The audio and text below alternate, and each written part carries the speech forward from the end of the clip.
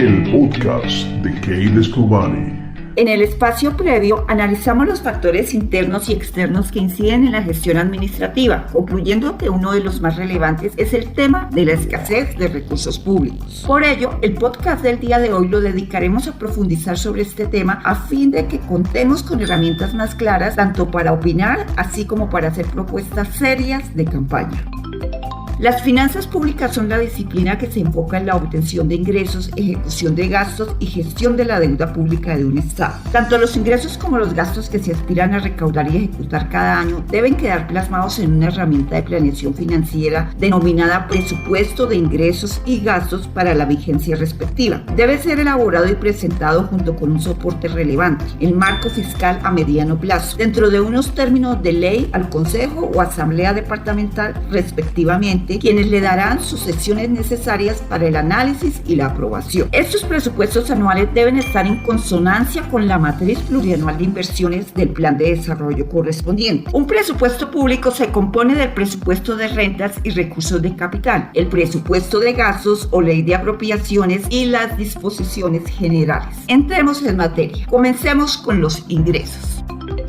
Dividámoslo en tres grandes grupos a fin de facilitar la interpretación: recursos propios, recursos por transferencias y otros ingresos o recursos de capital. Recursos propios. Este grupo lo componen en primera medida los ingresos corrientes de libre destinación. En este grupo se clasifican principalmente los impuestos locales o departamentales: predial, industria y comercio, sobretasa a la gasolina, arrendamientos, publicidad, etc. Como su nombre lo indica, se pueden destinar para lo que el ordenador del gasto tenga bien, pero dentro del marco de la ley. Otro grupo relevante dentro de los ingresos propios es el de destinación específica, entre los que encontramos estampillas, ya sea del deporte, adulto mayor, cultura. También encontramos el alumbrado público, el fondo de seguridad que recae sobre la contratación de obras públicas. Destinación específica, como su nombre lo indica, su inversión está claramente establecida mediante la ley que los crea y reglamentados por acuerdo u ordenanza respectiva. El segundo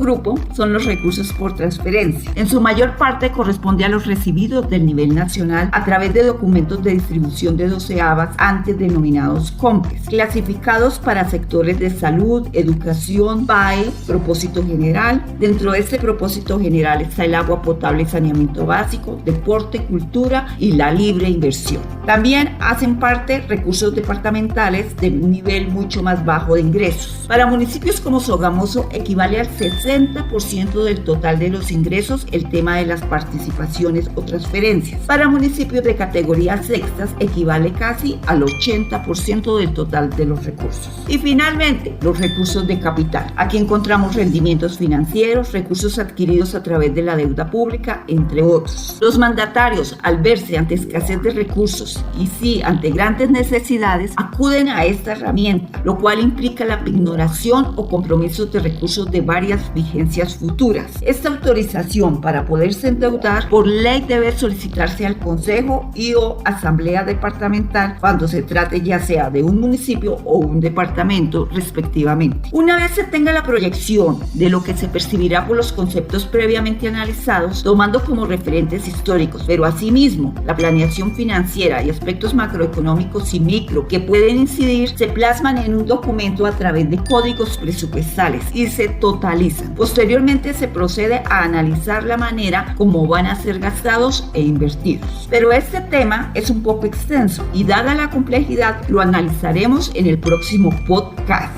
Por ahora, sobre este tema de los ingresos concluyamos. ¿Cuán importantes son los impuestos para poder ayudar a cubrir necesidades de una población, dado que contribuyen a una igualdad social, disminuyendo las brechas de inequidad? ¿Son insuficientes y limitados los recursos para poder ejecutar obras de infraestructura y de equipamiento que respondan a las necesidades de las poblaciones? Por el desconocimiento de estos temas, se observa en la mayoría de las veces cómo se hacen promesas absurdas en campaña, dado que no se tiene idea de la temática de los recursos que manejan las poblaciones ni cuantifican los proyectos y las megaobras que prometen, conllevando no solo al incumplimiento de las metas de los planes de desarrollo, que recordemos se hacen sobre los programas de gobierno ofertados en campaña, generando con el tiempo desilusión, frustración para los ciudadanos, para los votantes y por lo tanto perdiendo la legitimidad. que es el respaldo de los ciudadanos. Es normal que a veces haya desestímulo para el pago de impuestos, dado que no los vemos muchas veces plasmados en obras y bienestar, sino que la constante en Colombia ha sido la corrupción, existiendo un convencimiento de la ciudadanía en general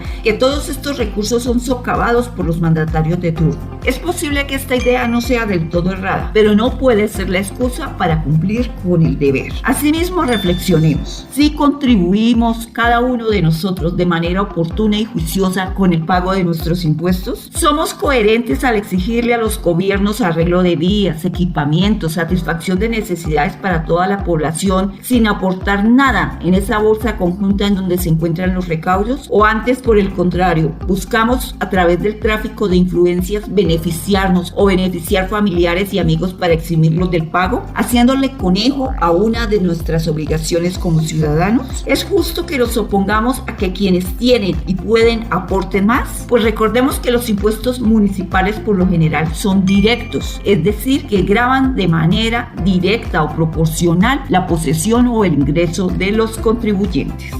Los espero en mi próximo podcast para continuar analizando los otros dos componentes de un presupuesto público, donde también obtendremos unas conclusiones y reflexiones interesantes. Recuerda, soy Kate Escobari y lo sé porque lo he hecho. El podcast de Kate Escobari.